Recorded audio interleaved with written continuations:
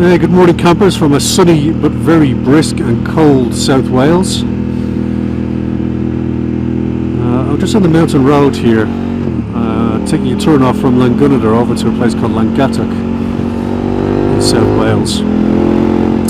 And I just thought I'd come and make a video because I haven't done for a while. I was out riding this way yesterday trying to make a video, but my sound was just awful again. So I've changed up the microphone to a Rode Smart Lav Plus. I've had to get a little connector to connect it properly to the camera. I'll do a little video on the setup that I've got now. But hopefully this is a lot clearer. And I've also put a bit of a dead cat on this microphone, which should hopefully kill a lot of this wind noise as well and make my voice much more clear. So India, what a trip that was. It was a real and stark difference between the haves and the have-nots. I'm in this kind of 5-star palace marble-clad hotel, people drinking $6 and $10 bottles of beer, which is about the average monthly wage of people in India.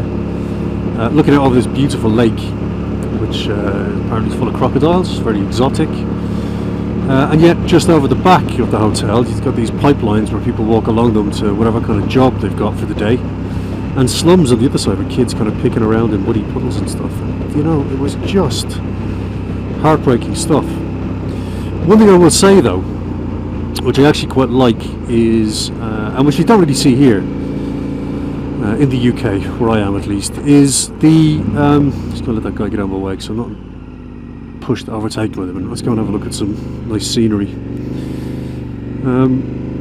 But the festivals that they have in India are superb, and most of them are religious. There are some just that are cultural, but we went into this kind of 10-day period, 9-day period of festivals, which ended in one called Dushin, and it was actually a festival of giving and kind of charitable work. So in the hotel they brought in this tree, and on the tree they hung a whole load of little signs, and on those little signs they had some messages from kids from local orphanages. The stuff that really touched me were these kids with learning difficulties, and not only learning difficulties, they also had eyesight problems as well.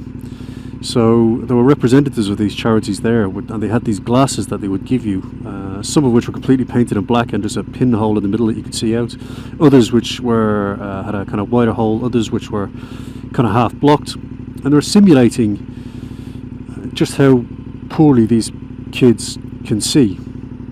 And when you look at these orphanages full of these poor kids with literally having never had a chance in life, it touches you. It brings the reality home to you. And whilst I worry about where my next toy is going to come from for the motorbike, I don't really, but just in comparison, they truly are first world problems. These kids can't even learn, they're not really going to get a job, they won't be able to kind of provide for themselves.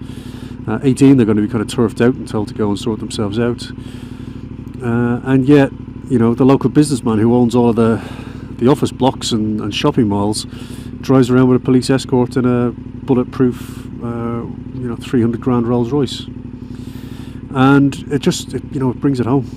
It really does. So I just reminded myself to just be grateful, just try and be grateful every day for just being healthy, having a healthy little boy, having the opportunities that I have.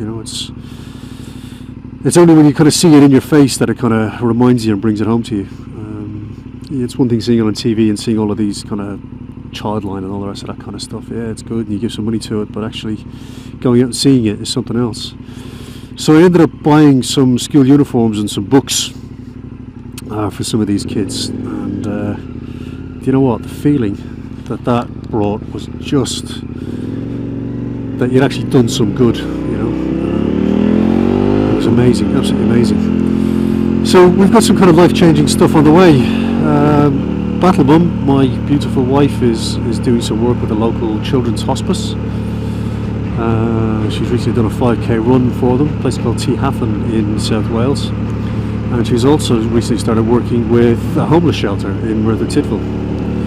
So we're going to be doing a lot more on that as well. So and then seeing if I get some more sunshine in the lights, which would be quite nice as well. So watch this space. There's definitely some changes coming up for the Battle Down, Battle Mum and Battle Kid household. I'll let you know. So there we have it. Good to be back. Good to talk to you, and I'll speak to you soon. Ciao.